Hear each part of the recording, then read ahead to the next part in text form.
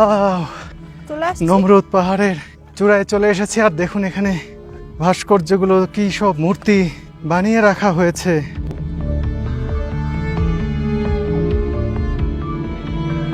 এই মূর্তিগুলো সত্যিই বিস্ময়কর। ইসলাম ধর্মাবলম্বীদের অনেকেই মনে করে থাকেন, বিশ্বাস করে থাকেন, এখানকার মূর্তিগুলোই হজরত ইব্রাহিম আলাইহিসসালাম ভেঙেছিলেন, আর সে কারণেই নমরুদ ক্ষিপ্ত হয়ে তাকে অগ্নিকুণ্ডে নিক্ষেপ করেছিলেন।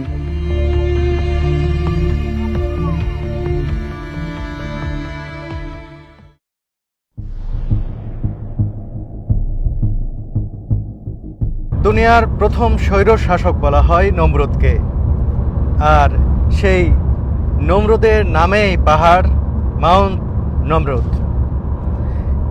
এটি এই তুরস্কের আদিয়ামান এলাকায় অবস্থিত। আজকে যে আমরা উরফা থেকে আদিয়ামানের উদ্দেশ্যে যাত্রা শুরু করেছি, সেই মাউন্ট নমরুদ দেখব। মাউন্ট নমরুদের মাথায় রয়েছে, শীর্ষের দিকে রয়েছে বিশাল বিশাল অজস্র বিস্ময়কর সব ভাস্কর্য বা মূর্তি। আরও একটি কথা বলে রাখি, এটি নিয়ে কিন্তু বিভিন্ন ধরনের মত রয়েছে।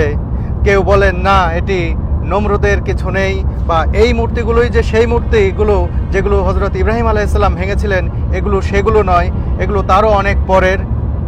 এই যে বিতর্ক রয়েছে, আসলে কি বিষয়টি, সব কিছুই কিন্তু আমি খোলাসা করার চেষ্টা করব। আসলে কি এগুলো সেই সময়ের মূর্তি, যে সময় ইব্রাহিম আলাইহিসসালাম এখানে বসবাস করতেন সেই সময়ের, নাকি আরো পরের?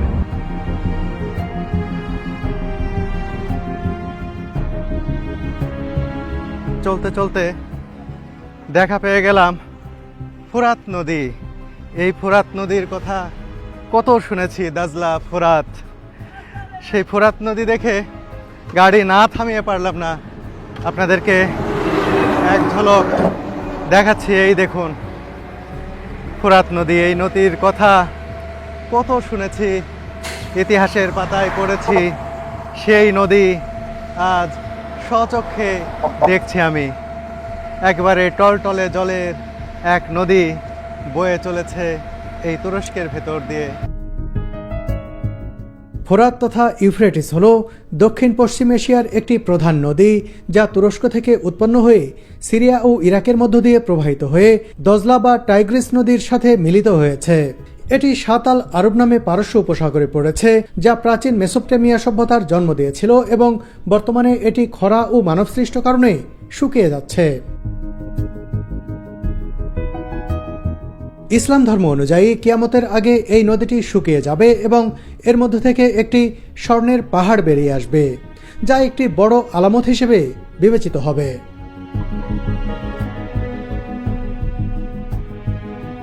বন্ধুরা, চলতে চলতে আমরা আদিয়ামান শহরে চলে এসেছি। আর বেশিক্ষণ লাগবে না আমাদের সেই নেমরুদ পাহাড়ে পৌঁছাতে। বলে রাখি, ইংরেজিতে এটা নেমরুদ উচ্চারণ করা হয়, লেখা হয়, আর আমরা কিন্তু নমরুদ বলি। আমি দুই ধরনের উচ্চারণও হয়তো করব এই ভিডিওতে।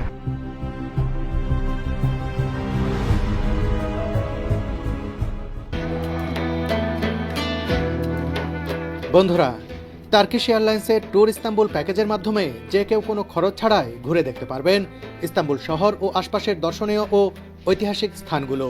বিশ্বের যে কোনো গন্তব্যে ভ্রমণের সময় ইস্তাম্বুল এয়ারপোর্টে যদি কোনো যাত্রীর 6 ঘন্টার বেশি কিংবা 20 ঘন্টার কম ট্রানজিট থাকে, তাহলে সেই যাত্রীকে এয়ারপোর্ট থেকে পিক আপ করে ইস্তাম্বুলের পছন্দের জায়গা ঘুরিয়ে আবার পরবর্তী ফ্লাইটের আগেই এয়ারপোর্টে পৌঁছে দেবে Turkish airlines. Transport, guide, entry fee, খাবার সহ সবকিছুই বহন করবে এয়ারলাইন্স।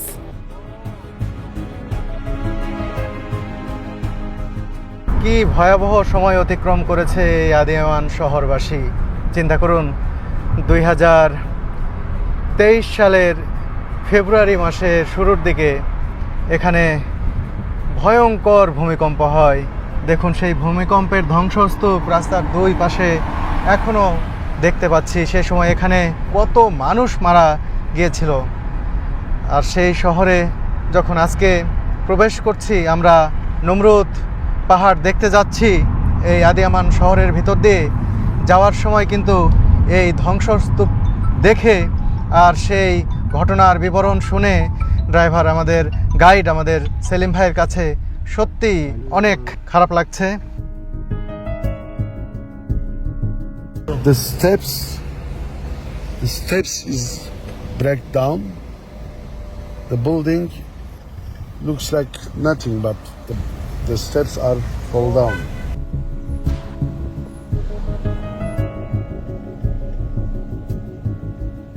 প্রকৃতির কাছে মানুষ কতটা অসহায়।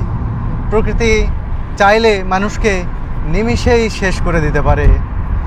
স্রষ্টার যেমন একটা অলৌকিক বিচার হয়েছিল নমরুদের প্রতি। নমরুদ মারা গিয়েছিল মশার কামড়ে, মশা ঢুকেছিল, তার নাক দিয়ে ঢুকে মস্তিষ্কে গিয়েছিল। এই যন্ত্রণায় কিন্তু নমরুদ মারা গিয়েছিল।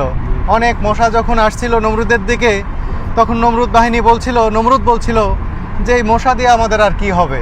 কিন্তু এই মশাই যে মৃত্যু ডেকে আনবে নমরুদের, এটা তারা ঘুণাক্ষরেও টের পায়নি। শুধু নমরুদ নয়, নমরুদের বহু সেনা মারা গিয়েছিল মশার কারণেই।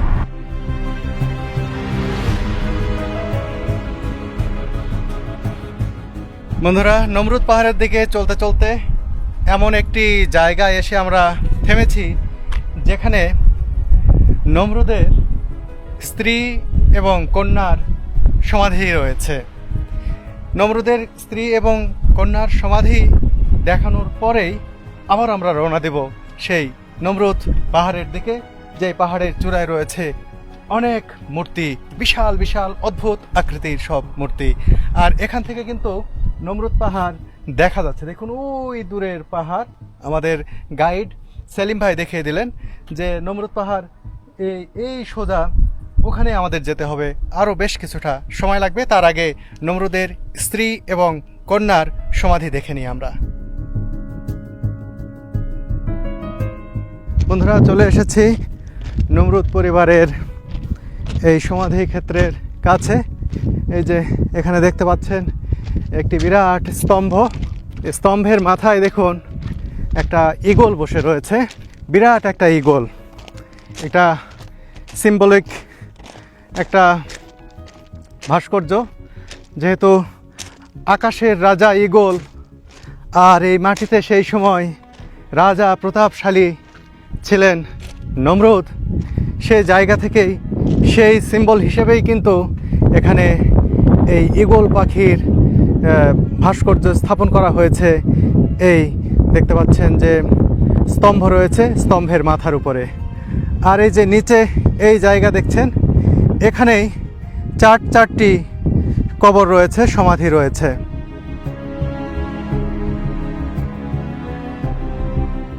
এখানে নির্দিষ্ট করে দেখিয়ে দেওয়া হচ্ছে না যে ঠিক কোথায় কোথায় কবর রয়েছে, তবে এই যে জায়গাটি দেখছেন এই জায়গার মধ্যেই 4টি সমাধি রয়েছে বলে বলা হচ্ছে, প্রত্নতাত্ত্বিকরা বলছেন, কিন্তু তারা ইন্ডিকেট করে দেননি যে কোনটা কার কবর। এই 4 জনের মধ্যে হচ্ছে নমরুদের স্ত্রী, নমরুদের কন্যা, নমরুদের ভাতিজা সহ মোট 4 জনের এখানে সমাধি রয়েছে।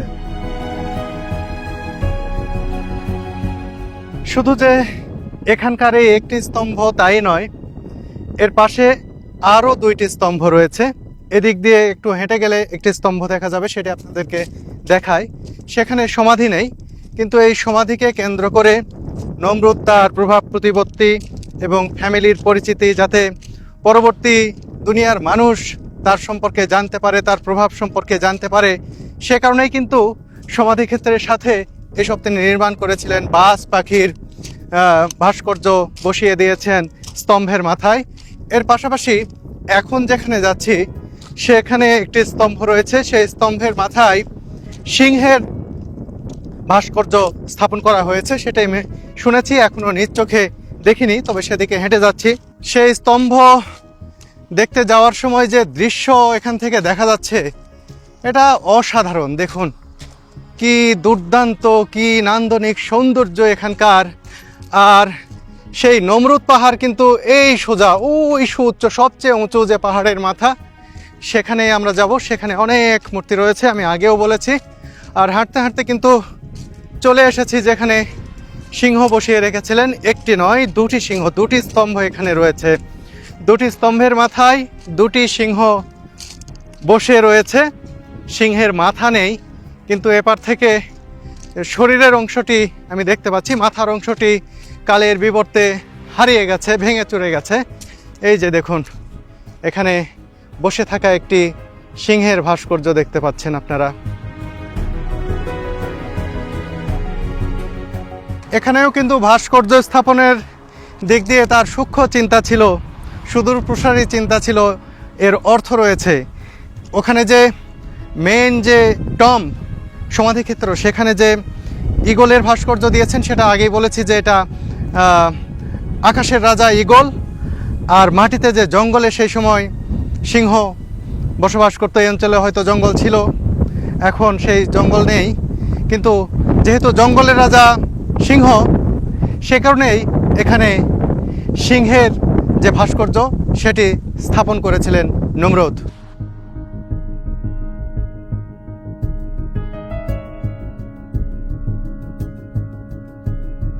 কি নৈসর্গিক দৃশ্য, সত্যি দারুণ। সিংহের ভাস্কর্য দেখে হাঁটতে হাঁটতে আমি এখন যাচ্ছি আরেকটি যে স্তম্ভ রয়েছে, যে স্তম্ভের মাথায় একটি ফলক বসানো রয়েছে এবং ফলকে নমরুদের ফ্যামিলি ব্যাকগ্রাউন্ড এখানে উল্লেখ রয়েছে। সেই স্তম্ভ দেখাবো, কিন্তু যেতে যেতে এই যে প্রাকৃতিক দৃশ্য দেখছি, চোখ জুড়িয়ে যায় এমন দৃশ্য দেখতে চলে এসেছি। দেখুন, এই যে স্তম্ভ দেখছেন, স্তম্ভের মাথায় একটি ফলক বোর্ড, সেখানে নমরুদের পরিবারের যে ইতিহাস রয়েছে, যেটাকে তিনি গর্ব সহকারে মানুষের জন্য এখানে লিখে গেছেন, যে মানুষ, দুনিয়ার পরবর্তী দুনিয়ার মানুষ যেন এসে সেগুলো পড়ে জানতে পারেন। আর এখানে দেখুন, সিংহের মাথা দেখতে পাচ্ছি। সম্ভবত ওই যে সিংহের আগের যে স্তম্ভের সিংহের মাথাটি নেই, আমার মনে হয় ভেঙে পড়ে যাওয়ার পরে সেটা এখানে এনে রাখা হয়েছে। এটি হয়ে থাকতে পারে, কারণ দেখুন এটি কিন্তু সিংহের মাথা। এখানে আগে থেকেই এভাবেই ছিল কিনা আমার জানা নেই, কিন্তু এটি যে সিংহের মাথা এটি স্পষ্ট, খুব ভালোভাবে বোঝা যায়। এই যে মুখ দেখুন, ছায়ার কারণে ততটা বোঝা যাচ্ছে কিনা জানি না, দেখুন সিংহের মুখ। আর এর পাশেই কিন্তু সেই বোর্ডের গায়ে খোদাই করা রয়েছে মানুষের চিত্র, জানি না এই চিত্রটা কি। আর আরেক পাশে লেখা রয়েছে।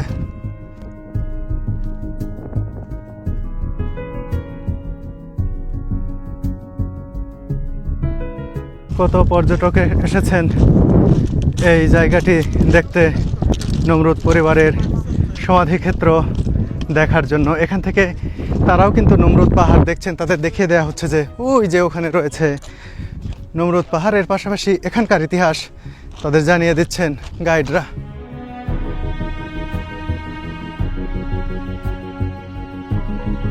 নমরুদের পরিবারের সমাধিক্ষেত্র দেখে আবারও আমরা চলতে শুরু করলাম নমরুদ পাহাড়ের দিকে। এই আঁকাবাঁকা পথে চলতে খুবই ভালো লাগছে, কারণ চারপাশের দৃশ্য এতই চমৎকার, এই চলার পথে কোনো ক্লান্তি স্পর্শ করছে না আমাদের।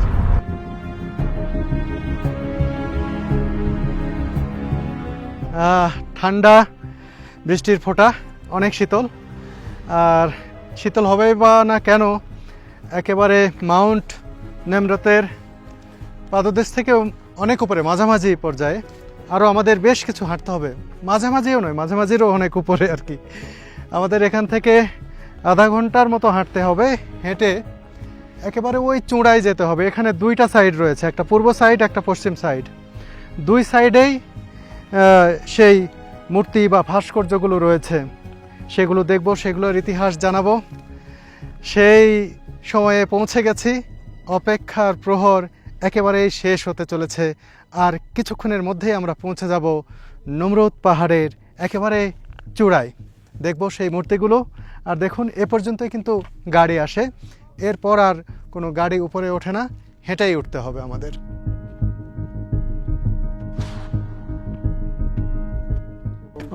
আমরা হাঁটা শুরু করেছি। হাঁটা শুরু করতেই অল্প একটু উঠতেই অদ্ভুত একটি জায়গা দেখছি, যেখানে অনেক পাথর ঝুলিয়ে রাখা হয়েছে, সম্ভবত মানত করার জন্য, মনের আশা পূরণের জন্য। এভাবে পাথর দেখুন দড়ি দিয়ে বেঁধে বেঁধে ঝুলিয়ে রাখা হয়েছে, অনেক পাথর। এখানে দেখুন বেশ পুরাতন একটি সিঁড়ি, এই সিঁড়িটা ভেঙে গেছে, আবার এদিকে নতুন সিঁড়ি তৈরি করা হয়েছে মাউন্ট নেমরুতের চূড়ায় যাওয়ার জন্য। খুব সুন্দর পথ তৈরি করে দেওয়া হয়েছে, শুধু পথই নয়, পথের ধারে এরকম বসার ব্যবস্থাও রয়েছে। চলতে চলতে আপনারা যদি হাঁপিয়ে যান তখন বসে রেস্ট নিতে পারবেন। শুধু রেস্ট নেওয়া নয়, আশপাশে তাকাবেন, এই যে নৈসর্গিক দৃশ্যগুলো দেখবেন, আপনার ক্লান্তি অনেকটাই কেটে যাবে।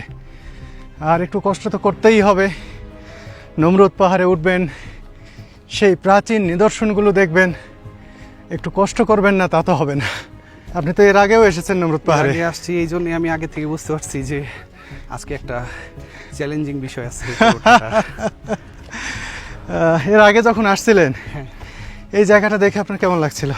মানে উঠতে একটু কষ্ট হয়, কিন্তু ওইখানে ওঠার পর মানে ওইখানে এমন একটা ভিউ আছে, মানে অসাধারণ একটা সৌন্দর্য, সৌন্দর্য। ওইখানে গেলে এই মূর্তিগুলো না, আবহাওয়াটা খুব মানে সুন্দর, ঠান্ডা একটা আবহাওয়া, আর ভিউটা চমৎকার একটা ভিউ। এই যে সুরভি প্রথম হাইকিং করতেছে। ফার্স্ট টাইম এত উঁচু পাহাড়ে উঠতেছি, কোনো এক্সপিরিয়েন্স নাই, আপাতত একটু আসলাম, খারাপ লাগছে না।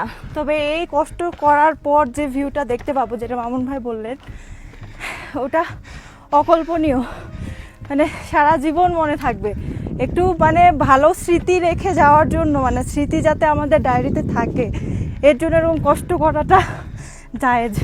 সুরভির জন্য যতটা কষ্ট হচ্ছে, আমি এর আগে অনেক উঁচু পাহাড়গুলোতে উঠেছি, সে কারণে আমার কাছে এটা ততটা কষ্টের কোনো কিছু নয়। রংধনু, ও রংধনু কি আসবে? এই যে বৃষ্টির টিপ টিপ বৃষ্টি পড়ছে, বৃষ্টির মধ্যেই কিন্তু আমরা হাঁটছি। এই রোদে বৃষ্টি দেখা যাচ্ছে না, কিন্তু এখান থেকে রংধনু আমরা দেখতে পাচ্ছি। জানি না স্ক্রিনে কতটা পরিষ্কার আসছে রংধনুটা।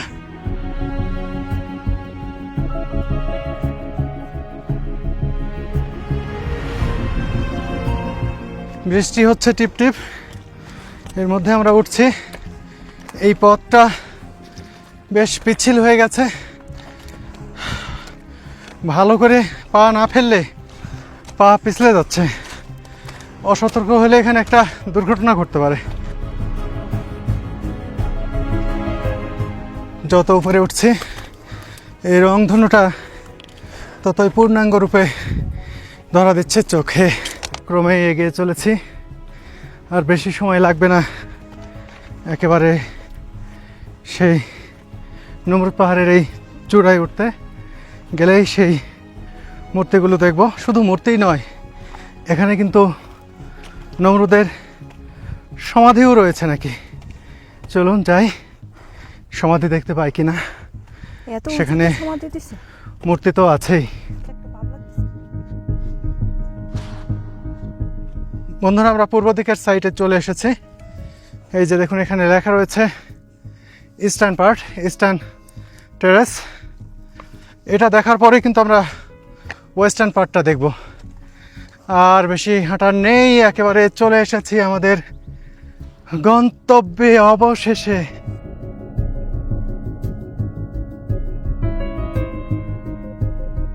চূড়ায় চলে এসেছি, আর দেখুন এখানে কি সব ভাস্কর্যগুলো, কি সব মূর্তি এখানে বানিয়ে রাখা হয়েছে।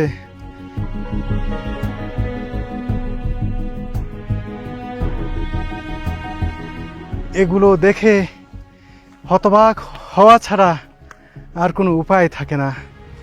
কত শত বছরের পুরনো ইতিহাস লুকায়িত রয়েছে এইসব ভাস্কর্যের গায়ে, এসব মূর্তির গায়ে। এটা কল্পনারও অতীত। দেখুন, এই পাহাড়ের চূড়ার উপরের দিকে স্থাপিত সারিবদ্ধ মূর্তিগুলোর কোনোটিরই মাথা নেই। এই মূর্তিগুলোর সবগুলো মাথা পড়ে রয়েছে নিচে।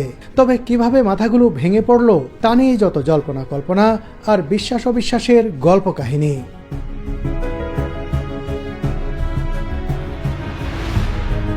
ইসলাম ধর্মাবলম্বীদের অনেকেই মনে করে থাকেন, বিশ্বাস করে থাকেন, হজরত ইব্রাহিম আলাইহিওয়াসাল্লাম যে মূর্তিগুলো ভেঙেছিলেন সেই মূর্তিগুলো এখানকার মূর্তিগুলোই হজরত ইব্রাহিম আলাইহিসসালাম ভেঙেছিলেন, আর সে কারণেই নমরুদ ক্ষিপ্ত হয়ে তাকে অগ্নিকুণ্ডে নিক্ষেপ করেছিলেন। কিন্তু আদতেই কি এগুলোই সেই মূর্তি যেগুলো হজরত ইব্রাহিম আলাইহিসসালাম ভেঙেছিলেন সেই সময়? এই জায়গাটি ঘুরে ঘুরে দেখব, এই ভাস্কর্যগুলো, এই মূর্তিগুলোর পরিচিতি আপনাদের সামনে তুলে ধরব, আর সেই বিষয়টিরও ফয়সালা করার চেষ্টা করব। এটি মুসলিম ধর্মাবলম্বীদের, ইসলাম ধর্মাবলম্বীদের বিশ্বাস হলেও অনেকেই কিন্তু এই বিশ্বাসের সাথে একমত হননি। তারা বলছেন ভিন্ন কথা। নমরুদ নিয়েও কিন্তু মতভেদ রয়েছে, ভিন্ন মত রয়েছে। অনেক ইতিহাসবিদ মনে করেন, তারা বলে গেছেন, এখনও বলছেন যে দুনিয়াতে নমরুদ ছিল মোট 5 জন। ইব্রাহিম আলাইহিসসালামকে যে নমরুদ অগ্নিকুণ্ডে নিক্ষেপ করেছিল, তার পরবর্তীতে আরও 4 জন নমরুদ ছিলেন। কিন্তু এখানে যে নমরুদ পাহাড়, এই যে নমরুদ পাহাড়ের স্থাপত্য, যার নামেই নমরুদ পাহাড়, সেই নমরুদ কিন্তু আলাদা নমরুদ বলা হচ্ছে যিনি কোমাজিন সাম্রাজ্যের সম্রাট ছিলেন, খুবই প্রভাবশালী সম্রাট ছিলেন সেই সময়কার। তিনি এসব ভাস্কর্য তৈরি করেছিলেন। তার ইচ্ছা ছিল এখানেই যাতে তাকে সমাহিত করা হয়, তাকে শেষমেশ এখানেই সমাহিত করা হয়েছে বলে ইতিহাসবিদরা বলে থাকেন। সেই নমরুদের নামেই কিন্তু এই নমরুদ পাহাড়, সেটি বলা হচ্ছে। আবার অনেক মুসলিম মনে করে থাকেন, না, সেই নমরুদ নয়, আসলে হজরত ইব্রাহিম আলাইহিওয়াসাল্লামকে যে নমরুদ অগ্নিকুণ্ডে নিক্ষেপ করেছিল, সেই নমরুদের নামে এই পাহাড় হয়েছে এবং সেই নমরুদই এগুলো তৈরি করেছিল। এরকম ভিন্ন মত রয়েছে। আর এখানে যে ভাস্কর্যগুলো দেখছেন, এগুলো কিন্তু সেই সময় থেকে এখন পর্যন্ত রয়েছে। মানুষ এখানে আসছেন এবং বিস্ময়ের সাথে এগুলো দেখছেন। এখানে যে এই ভাস্কর্যগুলো রয়েছে শুধু তাই নয়, এখানকার সৌন্দর্য দেখার জন্য এখানে ভিউ পয়েন্ট করা হয়েছে। দেখুন কি নান্দনিক সৌন্দর্য! ওয়াও! এই নমরুদ পাহাড়ের চূড়া থেকে এই চারপাশ দেখতে কি যে দারুণ লাগছে, অসাধারণ, সত্যিই দারুণ, নয়ন জোড়ানো সৌন্দর্য। আর এখানে দেখুন এই মাউন্ট নমরুদের সেই বিখ্যাত প্রাচীন ভাস্কর্যগুলো। বন্ধুরা, ইস্টার্ন সাইড দেখে আমরা এখন ওয়েস্টার্ন সাইডে যাচ্ছি। সেখানেও বেশ কিছু ভাস্কর্য রয়েছে, সেই সময়ের কিছু পুরাকীর্তি রয়েছে, সেগুলো দেখব, আপনাদেরকে দেখাবো। বেলা ধীরে ধীরে পড়ে যাচ্ছে, সূর্য হেলে পড়ছে, সেই সময় আমরা এগিয়ে যাচ্ছি ওয়েস্টার্ন পার্টের দিকে। সত্যি এই নমরুদ পাহাড় এক বিস্ময়েরই নাম।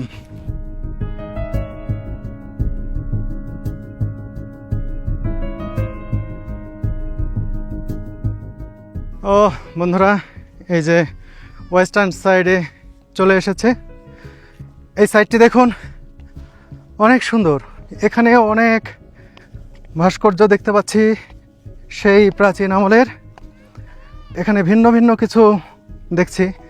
এই যে এখানে দেখুন সিংহের মুখ দেখতে পাচ্ছি। এই যে এর পাশাপাশি দেখুন এই জায়গাতে অনেকগুলো ভাস্কর্য রাখা হয়েছে, সেগুলো এখন ধীরে ধীরে আপনাদেরকে দেখাবো।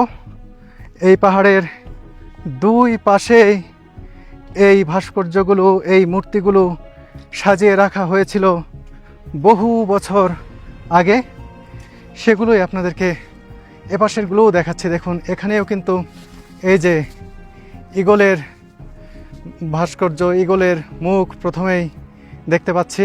বন্ধুরা, এই যে সুন্দর মুখাবয়বের যে ভাস্কর্য, যে মূর্তি দেখছেন, আমার কাছে মনে হয়েছে এটি সবচেয়ে গুরুত্বপূর্ণ ভাস্কর্য এখানকার। অন্যদের মতেও এটি গুরুত্বপূর্ণ ভাস্কর্য হয় স্বাভাবিক, কারণ এটি এমন একজনের ভাস্কর্য যিনি এই পাহাড়, যার নামে যিনি এসব ভাস্কর্য তৈরি করেছেন, সম্রাট প্রথম অ্যান্টিওকাস থিওস, তার কিন্তু ভাস্কর্য।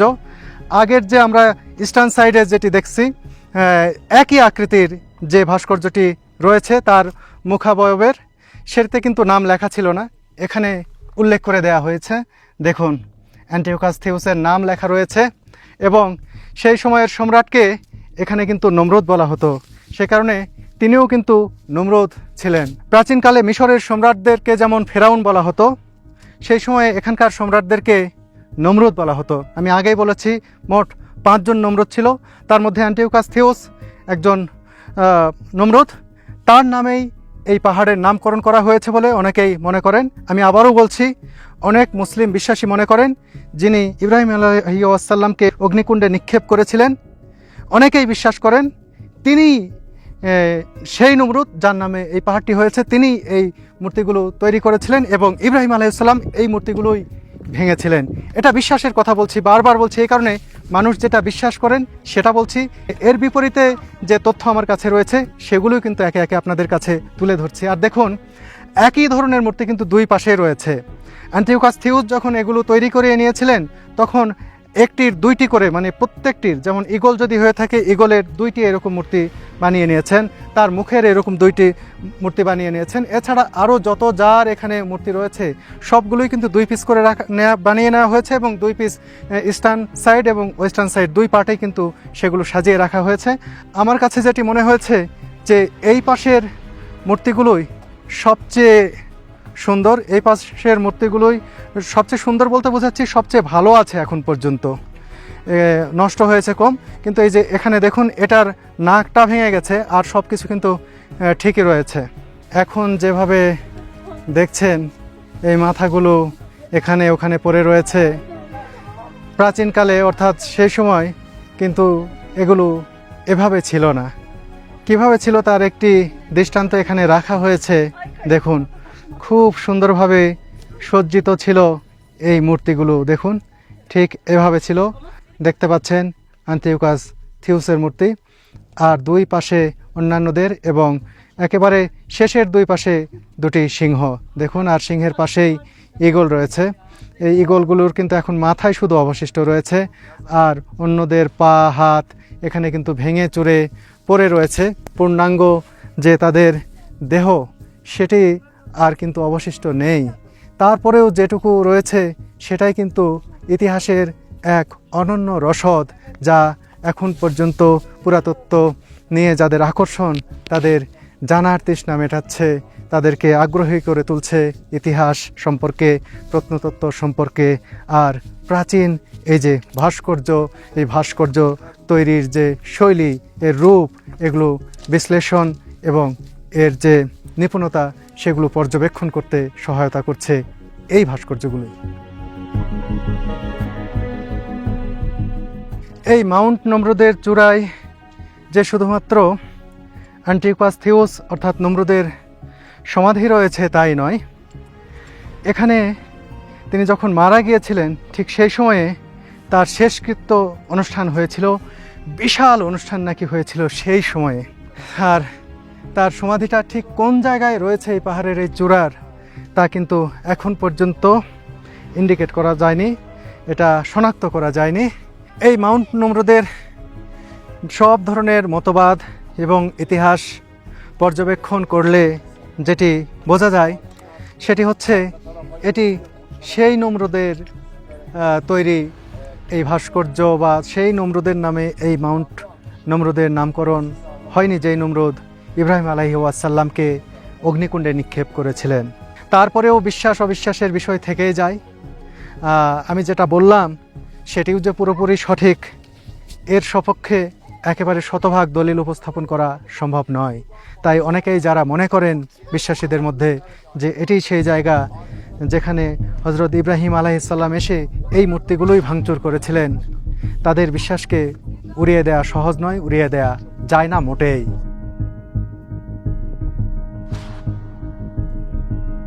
মামুন ভাই, বাংলাদেশিরা এখন পর্যন্ত কেমন আসে এদিকে? আসলে বাংলাদেশ থেকে টুরিস্টরা যারা আসেন ওনারা তো কাপাডোকিয়া, ইস্তাম্বুল এই জায়গাগুলো ঘোরেন, তবে অনেকে হয়তো জানে না যে এখানে যে ইতিহাসের মানে খুব মানে অনেক ইম্পর্টেন্ট হিস্ট্রির যে কিছু পার্ট এখানে আছে। তো আমরা আসলে এই জন্য আরও এই জায়গাগুলো হাইলাইট করতে চাই যে সবাই যাতে জানে। তো এই জায়গাগুলো স্পেশালি যারা হিস্ট্রি পছন্দ করেন আপনারা অবশ্যই আসবেন। জায়গাটা ন্যাচারালি অনেক সুন্দর, আর হচ্ছে এই হিস্ট্রির জন্য এটা আপনারা পছন্দ করবেন। আপনারা যারা এখানে আসতে চান, এই মাউন্ট নমরুদ দেখতে চান, এই নমরুদ পাহাড়ের এই বিশাল ভাস্কর্যগুলো, এই মুখাবয়বগুলো দেখতে চান, তারা অতি সত্বর চলে আসুন তুরস্কে। আর আসতে চাইলে যোগাযোগ করুন তুর্কিস্টে ট্যুরের সঙ্গে। মামুন ভাই তো আছেন তুর্কিস্টে ট্যুরের স্বত্বাধিকারী, অন্যতম একজন কর্ণধার। মামুন ভাই, বাংলাদেশ থেকে যারা আসতে চায় জি, তাদেরকে সহজে ঘোরানোর ব্যবস্থা থাকবে কিনা আপনার পক্ষ থেকে? আমাদের পক্ষ থেকে ওয়েলকাম। টার্কির ভিতরে মানে যে কোনো সার্ভিস, এয়ারপোর্ট থেকে নামার পর থেকে তুরস্কের প্রায় 20টা শহরে আমরা কাজ করি। Accommodation, transportation, sightseeing, everything, full land package. যে কোনো সিটিতে জাস্ট আমাদেরকে বললেই আমরা অ্যারেঞ্জ করতে পারবো খুবই সহজেই।